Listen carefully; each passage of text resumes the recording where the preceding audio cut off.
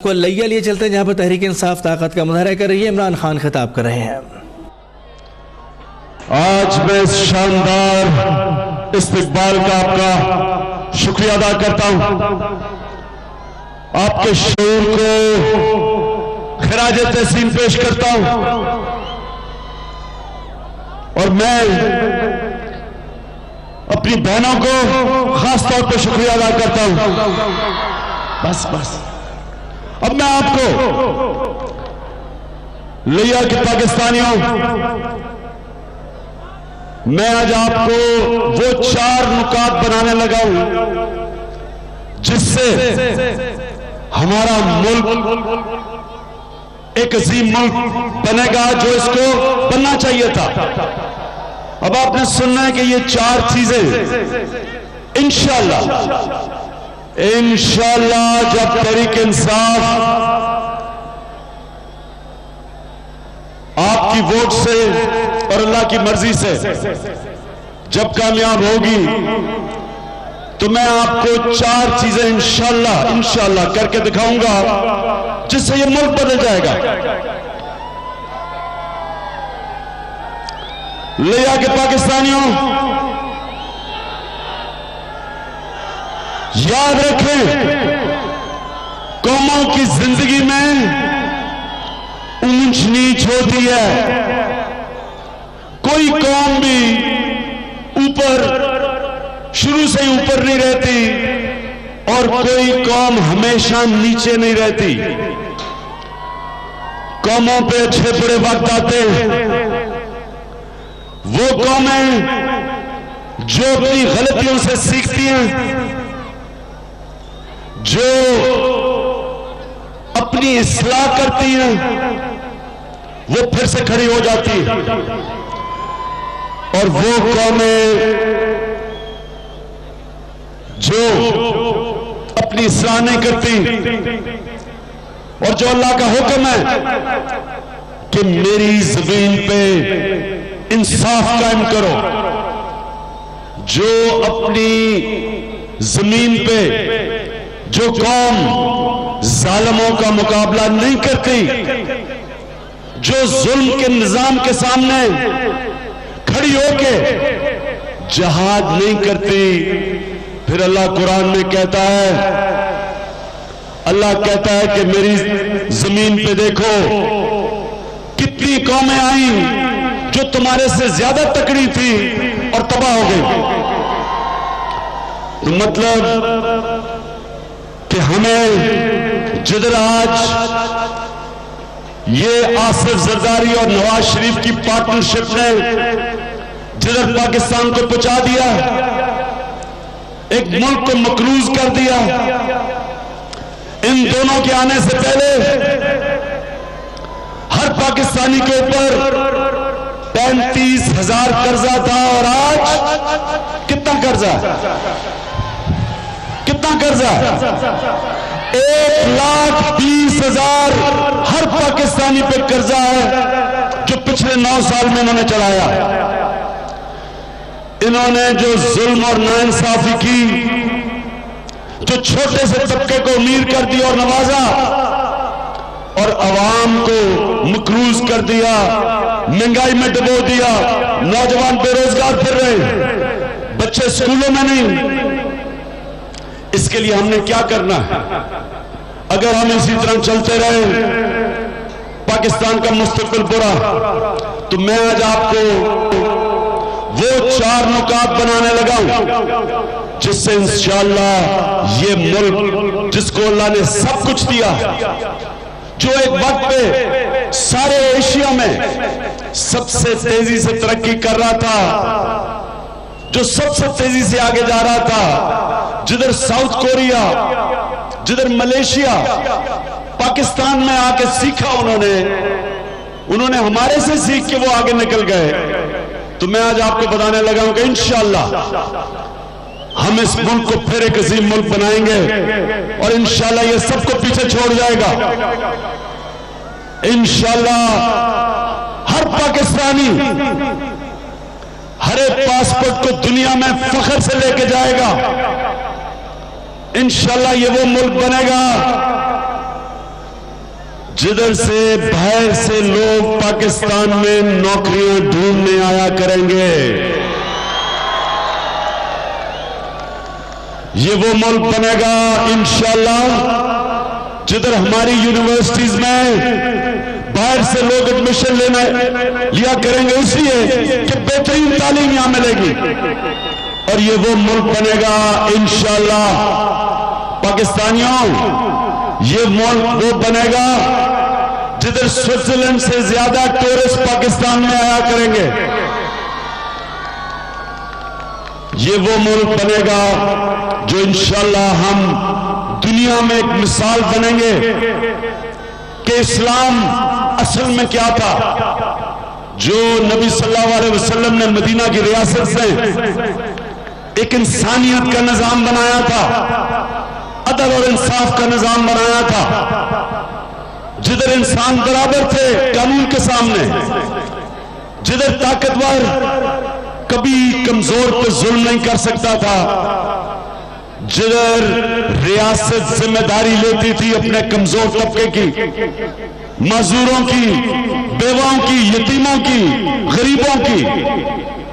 इंशाअल्लाह ये वो हमने पाकिस्तान बनाना है। तो सबसे पहले हमारी इंशाअल्लाह हुकूमत आएगी, सारी पॉलिसीज बनेंगी, मकसद एक होगा कि गुर्बत कैसे कम हो सके।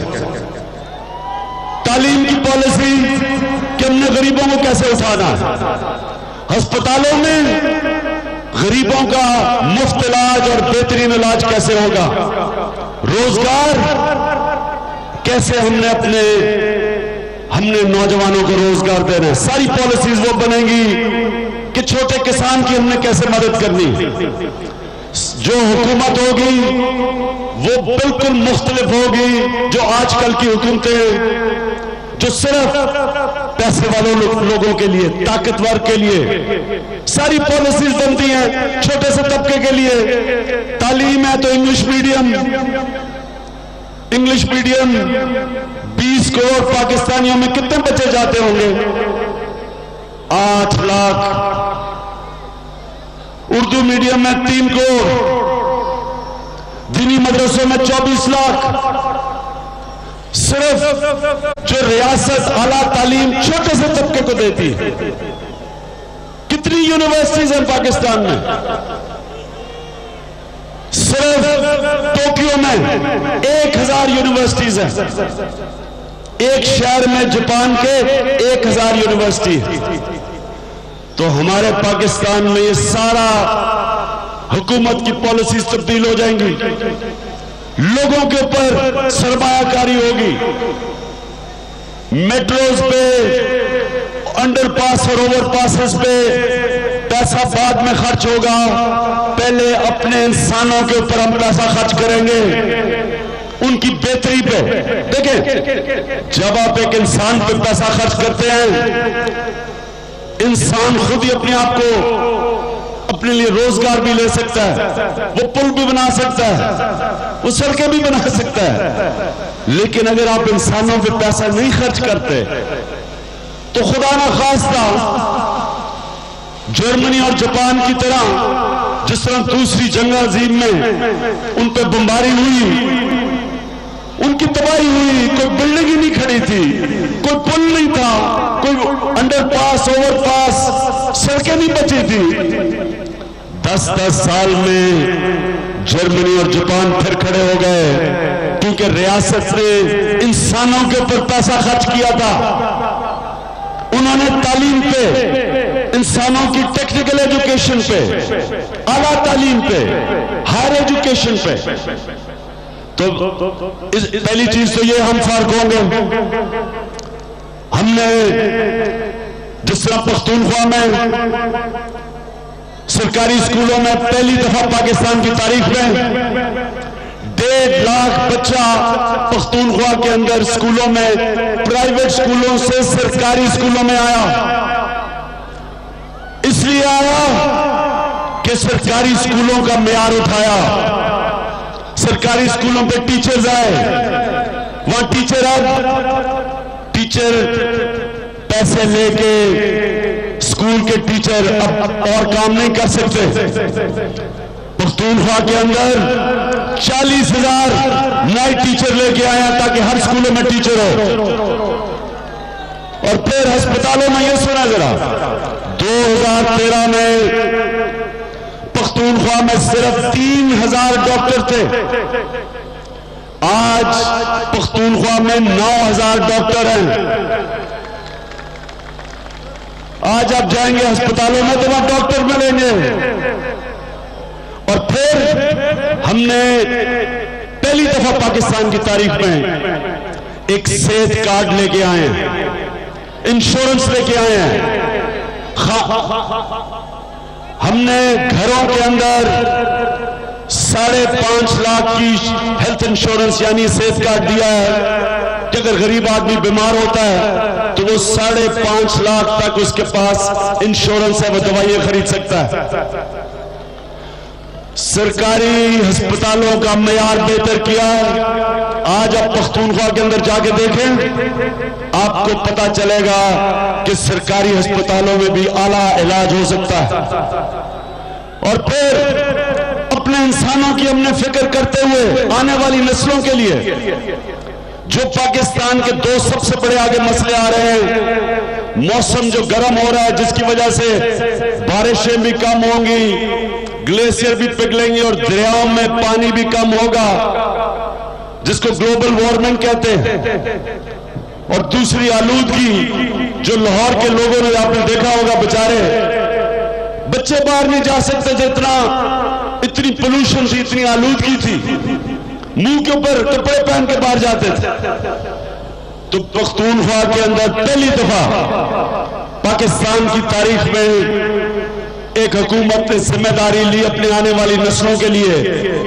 1 अरब 18 करोड़ दरख्त उगाए हमने 3 सालों में।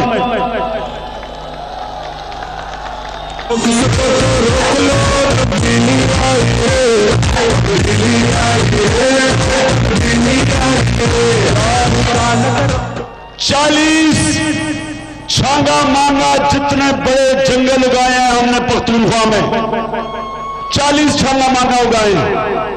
ये हमारी आने वाली नस्लों के लिए, जिनकी आज तक किसी को फिक्र नहीं, बेदर्दी से दरख्त काटे हैं, जंगलात खत्म किए हैं।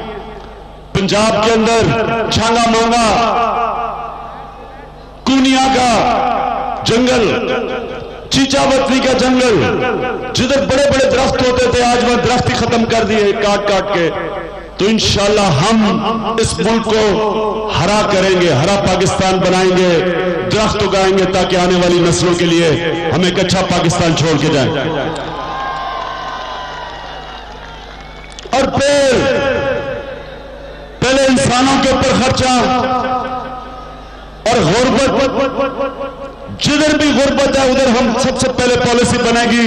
जिस तरह भी किसानों की बात हुई, तहरीक इंसाफ के दौर में किसानों, ये सुन लो मेरी बात, किसी शुगर मिल वाले की जरूरत नहीं होगी कि बेचारा किसान जो सारा साल काम करके गन्ना उगाता है उसको पैसे ना मिले।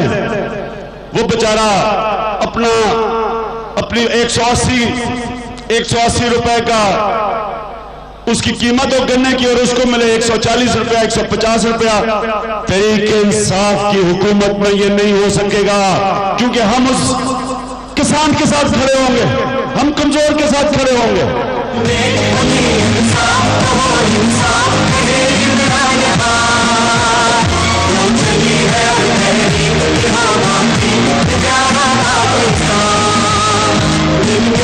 हम इंशाअल्लाह किसानों, जिस तरह बाहर के यूरोप में, अमेरिका में रियासतें अपने किसान की मदद करती, उसकी हर तरह उसको बीज डेवलप करके देती है, हर तरह उसकी मदद करती है। यहां 2 नंबर कीड़े मारने वाली दवाइयां, 2 नंबर खादें, बेचारा किसान हर तरफ मारा जाता है। इंशाअल्लाह जो देहात के अंदर 70% पाकिस्तानी हमारे देहात से पैसा बनाते हैं, इंशाअल्लाह उनके लिए हम एक ऐसा प्रोग्राम लेके आ रहे हैं, आपके सामने हम लेके आएंगे, जो कि एक इनकलाब लेके आएगा पाकिस्तान के देहातों के अंदर। चीज कि पाकिस्तान को चलाने के लिए हमें पैसा चाहिए। हमारे खर्चे ज्यादा हैं, आमदनी कम है। ये मैं आज आप पाकिस्तानियों आपके सामने कह रहा हूं। इंशाअल्लाह इसी पाकिस्तान से मैं आपको पैसा इकट्ठा करके दिखाऊंगा। अभी ये जरा याद रखें नौजवानों, ये मेरी सुने बात कि अभी जो जितना भी टैक्स से पाकिस्तान का पैसा इकट्ठा होता है वो है 3,500 अरब रुपया। 3,500 अरब रुपया अभी पाकिस्तान की सारी आमदनी है। हमारा खर्चा 5,000 अरब से ज्यादा पहुंच गया। मैं आज आपके सामने दावा करता हूं इंशाअल्लाह इसी पाकिस्तान से मैं आपको 8,000 अरब रुपया इकट्ठा करके दिखाऊंगा। मैं वो पाकिस्तानी हूं जिसको ये कौम सबसे ज्यादा पैसा देती है। हर साल मैं शौकत खानम का खसारा पूरा इकट्ठा करता हूं 5 अरब रुपया। फिर पेशावर में शौकत खानम है, उसका खसारा, क्योंकि 75% मरीजों का वह मुफ्त इलाज होता है, कैंसर का इलाज सबसे महंगा है, उसके लिए मुझे लोग पैसा देते हैं।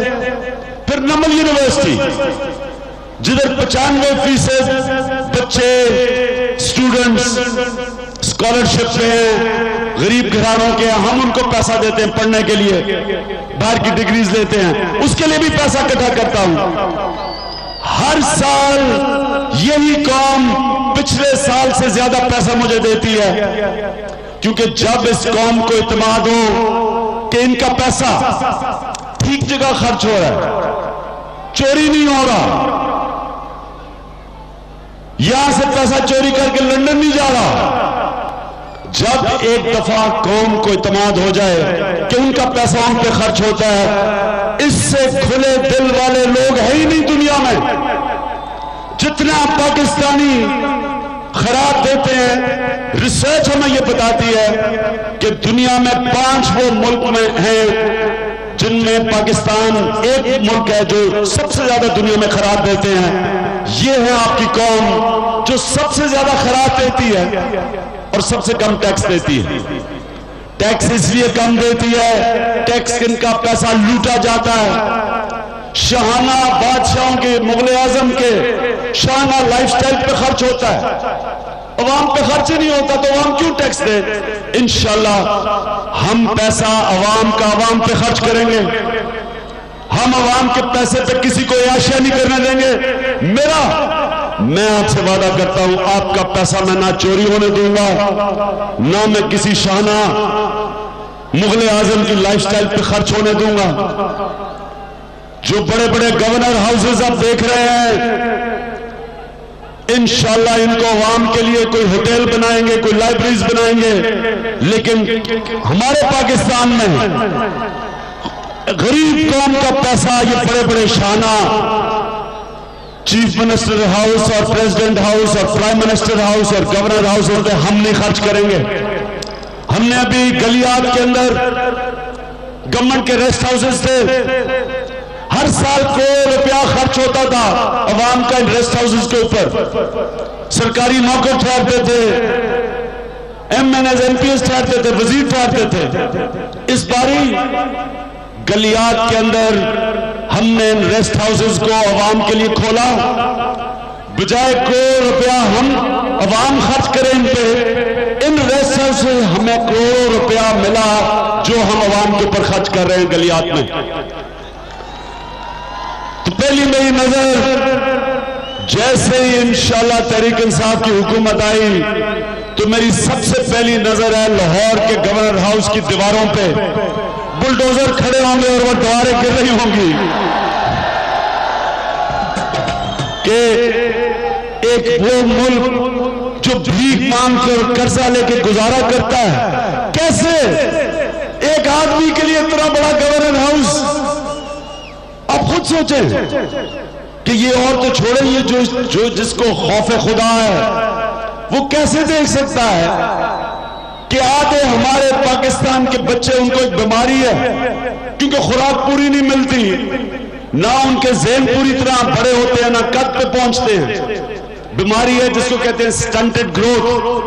तो कैसे उस मुल्क में उस गरीब कौम का पैसा ये महलों पे खर्च हो सकता है?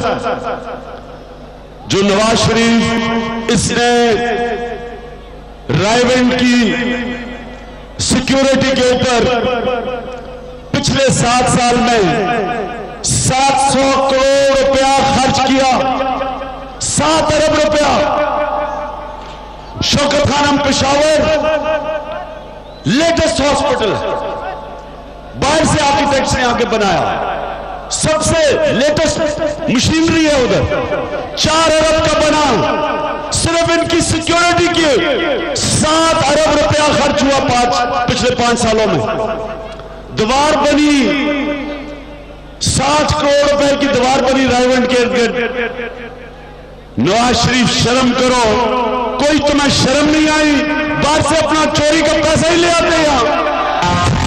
खड़ा है अब इमरान, ठीक करेगा सब कप्तान, नया बनेगा पाकिस्तान, नया बनेगा पाकिस्तान, नया बनेगा पाकिस्तान। खड़ा है नवाज शरीफ कहता है कि मेरा केस वही है जो कि इमरान खान का है। आपको पता है मेरा भी सुप्रीम कोर्ट में केस किया हुआ है।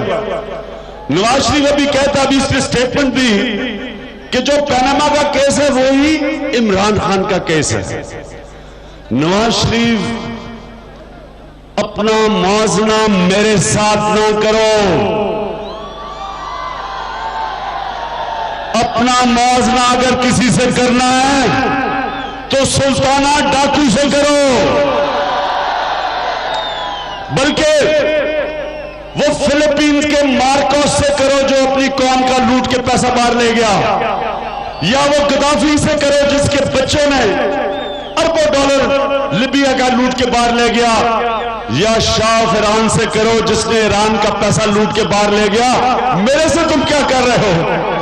मैं तो वो पाकिस्तानी हूं जिसने बाहर अपनी हलाल की कमाई करके सारा पैसा अपना पाकिस्तान में लेके आया हूं। जीना मरना मेरा पाकिस्तान में है, तुम्हारी तरह नहीं कि पैसा बनाते हो पाकिस्तान और जायदादें और बैंक बैलेंस बाहर। मैं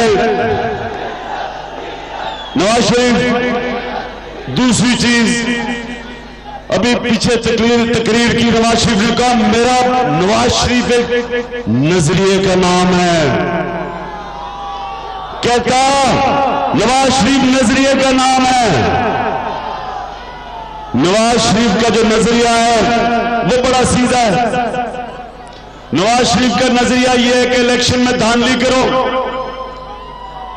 सबको पैसे खिलाओ, इलेक्शन कमीशन को पैसे खिलाओ, रिटर्निंग ऑफिसर को पैसे खिलाओ, इलेक्शन जीतो, धांधली करके इक्तदार में आओ और पैसे बनाओ, अपने साथ सारे वजीर भी बना लो जो इनकी तरह के करप्ट हो, जिन्होंने इनकी तरह इकामे लिए हो।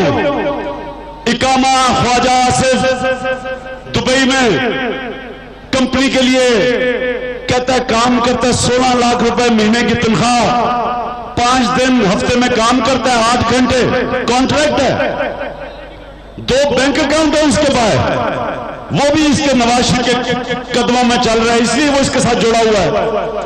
उधर एहसन इकबाल, मैंने कभी किसी को इतनी मोतबर शक्ल बना के इतने मोतबर झूठ बोलते नहीं देखा जितना एहसन इकबाल है। उसका इकामा उधर निकला है सऊदी अरेबिया में। उसके बाद एक और इनके वजीर, जो इनका वजीर है नून लीग का, भी उसका मैं पढ़ा था, उसका नाम पता नहीं क्या है, जो दुबई में गार्ड का काम करता है, यानी सिक्योरिटी गार्ड है इनका वजीर। तो ये सारा करप्शन का माफिया सब मिलके इस मुल्क से पैसा, आपका पैसा चोरी करके बाहर लेके जाते हैं। आपका हर साल 10 अरब डॉलर चोरी होकर पाकिस्तानियों बाहर जा रहा है। 1000 अरब रुपया पाकिस्तानियों आपका पैसा हर साल चोरियों के बाहर जा रहा है। यही 1000 अरब रुपया आप पे खर्च हो जाए, अगर ये पैसा आप पे खर्च हो जाए, आपको नौकरियां मिले, ये आपके स्कूलों के ऊपर पैसा सरमायाकारी हो, इनके सोचें 1000 अरब रुपए की सरमायाकारी हो, उसका थोड़ा सा हिस्सा लिया में आ जाए, आपके मसले हल हो जाए सारे। इसलिए हमने इस करप्शन के माफिया का मुकाबला करना। मैं चौथी चीज, ओहो डीजल हो गया, मौलाना फजल रहमान भी इसके साथ है, वो भी करप्शन बचाता है डीजल।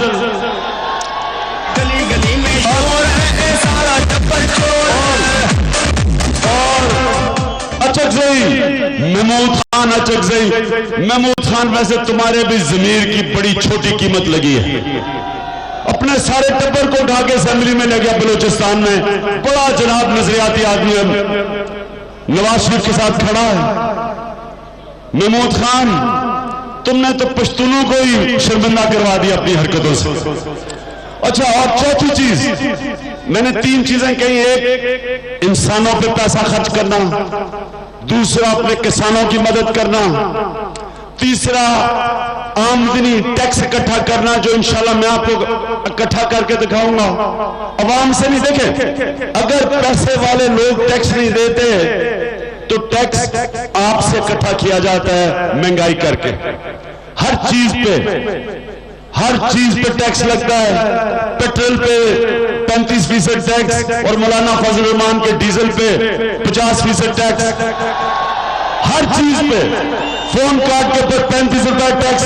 तो जब पैसे वाले लोग टैक्स नहीं देते, आपको टैक्स देना पड़ता है। हम इंशाल्लाह पैसे वाले लोगों से मैं इंशाल्लाह आपको टैक्स इकट्ठा करके दिखाऊंगा। और चौथी चीज, पाकिस्तान में सरमायाकारी करना।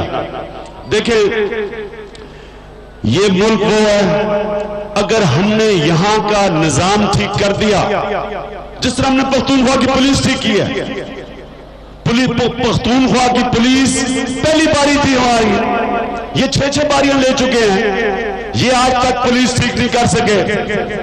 हमने पहली बारी पुलिस ठीक की, और पुलिस इसलिए ठीक की कि हमने उसको गैर सियासी किया, मेरिट लेके आए। इसी तरह सारे इदारे ठीक हो सकते हैं, और जब पाकिस्तान के इदारे ठीक हो गए, या सरमायाकारी आएगी, या बाहर से सरमायाकारी आएगी, और बाहर से बैरून मुल्क पाकिस्तानी सबसे ज्यादा पैसा लेके आएंगे। और जिस वक्त सरमायाकारी शुरू हो गई, नौजवानों, यहां कभी आपको रोजगार के पीछे धक्के खाने नहीं पड़ेंगे, यहां खुशहाली आएगी। और सरमायाकारी पाकिस्तान में इंशाल्लाह तब आएगी जब ये करप्शन के माफिया को हम शिकस्त देंगे, क्योंकि जिस मुआशरे में करप्शन होती है वहां सरमायाकारी नहीं होती। अभी मैं टेबल निकला कि जो सिंगापुर है वो 3रे नंबर पे सारे एशिया में जिधर सरमायाकार जाना चाहता है। सुने जरा, ये दुबई 10वें नंबर पे है जिधर सरमायाकार जाना चाहता है, क्योंकि वह करप्शन नहीं है, वह गवर्नेंस सिस्टम अच्छा है।